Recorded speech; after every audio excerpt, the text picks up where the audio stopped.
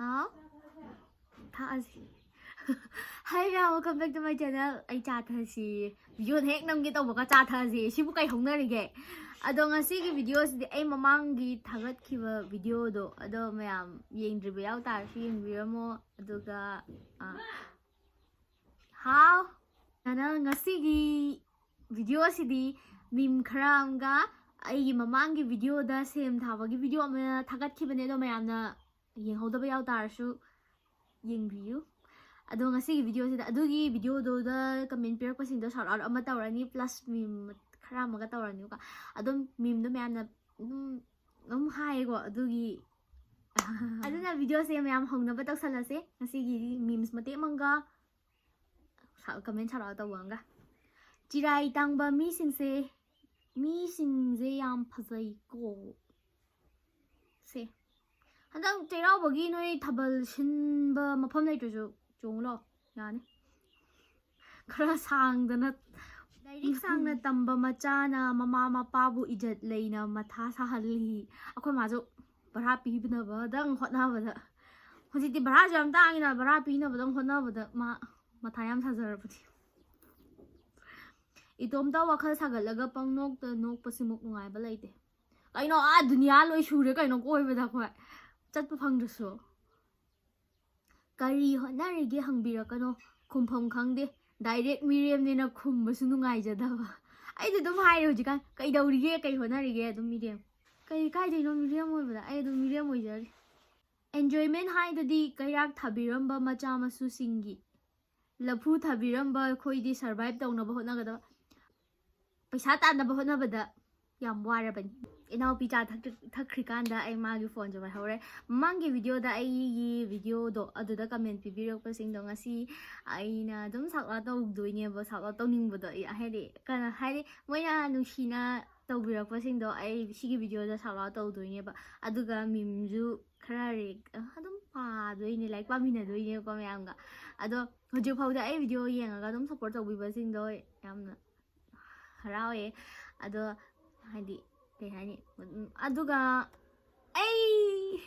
pathang video do lagi fazana ngasi do yam harawa numit oi Kani any function yawge na khanba matamda adagi chatpa khotpa di pharak tarba adu Mama Earth ki uftan facial kits na step taruk yawe ba ko sisi agi main ingredients se haldi and keshar ne ba all the products of Mama Earth are free from harmful chemicals and all natural Mama Earth se India gi brand amane ba Every time you buy from them, Mama Earth will link your order on the website to a tree that they plant. By 2025, Mama Earth is aiming to plant 1 million trees as a part of this initiative. Sige products na Amazon, Nike, Flipkart, Purple, na Mama Earth su fange ba. Step 1 si tawba loidore aduga mathangi step matang ai mayam do ujara agi mathangi step 2 sina face craft ne ba sise mai da tairani tailor ba matungda minute ani na tragana ahum gi matungda koina thado ani ba ko tawba loire aduga step 3 sina suring gel ne ba ko shimuk tai doine Mama Earth ke products sa offline store da su uba fangi na message me or comment down below when you spot a Mama Earth store near you gi pression of fang na bagi namagta ai sigi coupon ko chapam ge sigi products na brightens our skin tone adu tanatan na remove stains gently exfoliate toxin chemical paraben dagi free oeba mathangda step 4 sisina chupsan balore harakanda massage cream ne ba ko chupsan balore harakanda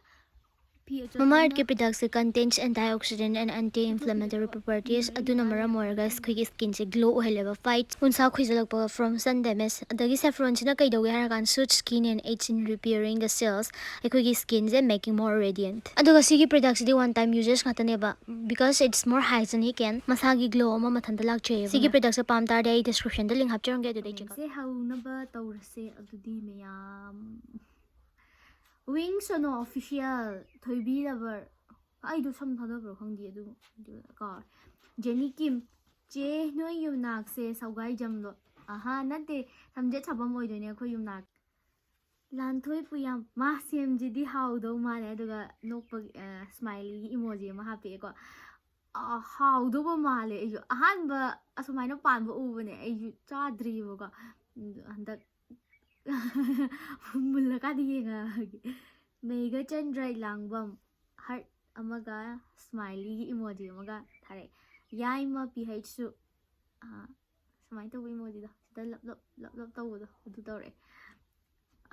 lap ngata nai makas ngaure da je nang yadra ngau khangde dum video namadi adum isai thanda lang thokningak podo du pueba ꯀꯩ ꯍꯥꯏꯅꯤ ꯏꯁꯥꯗ ꯑꯗꯨꯝ ꯍꯔꯥꯎꯖꯍꯟꯅꯕ ꯍꯔꯥꯎꯖꯍꯟꯕ ꯑꯗꯨꯝ ꯇꯧꯕꯗꯣ ꯑꯗꯨꯃꯥꯏꯅ ꯇꯧꯋꯦꯕꯀꯣ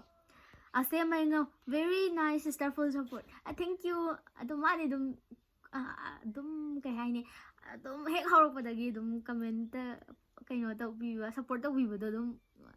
ꯊꯦꯡꯅꯩꯌꯦ thank you so much Michael ꯑꯦꯟꯊꯣꯅꯤꯁꯨ thank you Robert Okram camera ꯑꯃ ꯁꯤꯜꯂꯁꯦ ꯐꯖꯕꯤ ꯃꯥꯏꯊꯣꯡꯗꯣ ꯕ꯭ꯂꯔ ꯆꯠꯂꯦ ꯁꯤꯜꯂꯛꯑꯅꯤ ꯑꯩ ꯉꯁꯤ ꯇ꯭ꯌꯨꯁꯗꯦꯅꯤꯅꯀꯣ ꯋꯦꯟꯁꯗꯦ ꯅꯨꯃꯤꯠꯇ ꯑꯩ ꯐꯣꯟ ꯑꯃ ꯂꯧꯔꯗꯕꯅꯤ ꯑꯗꯨꯒ ꯅꯃꯥꯒꯤ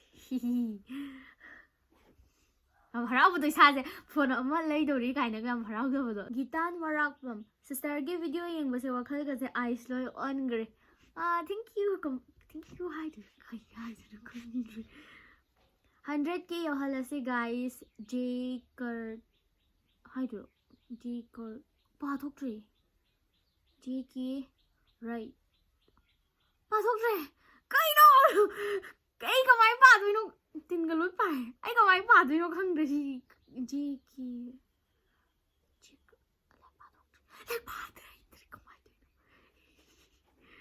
ꯏꯕꯨꯡꯉꯣ ꯊꯣꯛꯆꯣꯝ ꯋꯥꯎ ꯈꯤꯇ ꯆꯥꯖꯒꯦ ꯌꯥꯝ ꯐꯖꯅ ꯄꯥꯜꯂꯦ ꯑꯩꯒꯤ ꯅꯠꯇꯤꯌꯦ ꯃꯄꯨꯗ ꯑꯩꯒꯤꯗ ꯅꯝꯃꯨꯕꯅꯦ ꯑꯩꯈꯣꯏ ꯃꯈꯥ ꯊꯪꯕꯗ ꯑꯩꯈꯣꯏ ꯃꯝꯇꯥꯡ ꯑꯃ ꯂꯩꯔꯦꯀꯣ ꯃꯣꯏꯒꯤꯗ ꯅꯝꯃꯛꯄꯅꯦꯕꯀꯣ ꯃꯣꯏꯒꯤ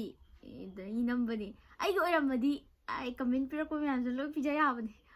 ꯑꯗꯣ ꯑꯩꯒꯤ ꯅꯠꯇ꯭ꯔꯕꯅꯤꯅ ꯎꯄꯥꯏ ꯂꯩꯇꯦ श्रीनिवास ꯂꯣꯡꯖꯝ ꯑꯦꯄꯜꯒ ꯌꯥꯝ ꯐꯖꯩꯌꯦ ꯃꯣꯏꯒꯤꯗꯨꯀꯣ ꯄꯥꯝꯕꯤ ꯑꯝꯇꯪꯗꯅꯦ ꯈꯪꯕ꯭ꯔꯥ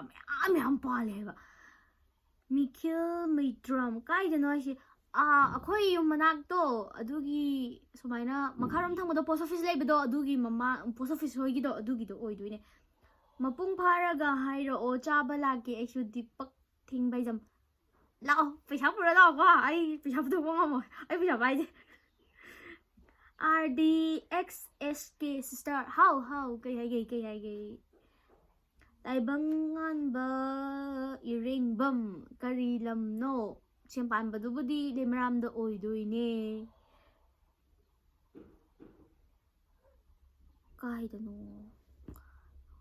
ꯍꯧꯖꯤꯛꯀꯤ ꯃꯐꯝꯗꯣ ꯁꯦꯝꯄꯥꯟꯕꯗꯣ ꯂꯩꯃꯔꯥꯝꯗ ꯑꯣꯏꯗꯣꯏꯅꯦꯕꯀꯣ ꯑꯗꯣ ꯌꯥꯝ ꯍꯥꯏꯗꯤ ꯁꯦꯝꯄꯥꯟꯕꯤ ꯀꯌꯥꯝ ꯑꯣꯏꯅꯤꯕꯤ ꯑꯔꯥꯎꯟ ꯈꯪꯗꯤꯌꯦ ꯑꯗꯨꯝ ꯄꯥꯝꯕꯤ ꯑꯃꯇꯪꯗ ꯃꯌꯥꯝ ꯄꯥꯜꯂꯦ ꯑꯁꯤꯅꯤ ꯉꯁꯤꯒꯤꯗꯤ ꯀꯃꯦꯟꯁꯦ ꯁꯤꯗ ꯂꯣꯏꯔꯦ ꯑꯩꯒꯤ ꯚꯤꯗꯤꯑꯣ ꯃꯃꯥꯡꯒꯤ ꯚꯤꯗꯤꯑꯣ ꯁꯦꯝ ꯄꯥꯟꯕꯒꯤ ꯚꯤꯗꯤꯑꯣꯗ ꯑꯗꯨꯒ ꯃꯊꯪꯒꯤ ꯚꯤꯗꯤꯑꯣ ꯑꯩꯁꯦ ꯚꯤꯗꯤꯑꯣ ꯑꯃꯒ ꯃꯤꯛꯁ ꯇꯧꯗꯣꯏꯅꯦꯕꯀꯣ ꯍꯥꯏꯗꯤ ꯃꯃꯥꯡꯒꯤ ꯚꯤꯗꯤꯑꯣ ꯊꯪꯅꯕ ꯑꯅꯤꯗꯣ ꯑꯗꯨ ꯉꯁꯤꯒꯤ ꯚꯤꯗꯤꯑꯣ ꯌꯦꯡꯕꯤꯔꯤꯕ ꯃꯌꯥꯝ ꯉꯁꯤꯒꯤ ꯃꯇꯥꯡ ꯁ꯭ꯋꯥꯏꯁꯤꯗ ꯂꯣꯏꯁꯤꯟꯖꯔꯒꯦ ꯃꯊꯪꯒꯤ ꯚꯤꯗꯤꯑꯣꯗ ꯑꯃꯨꯛ ꯊꯦꯡꯅꯔꯁꯤ ꯕꯥꯏ ꯕꯥꯏ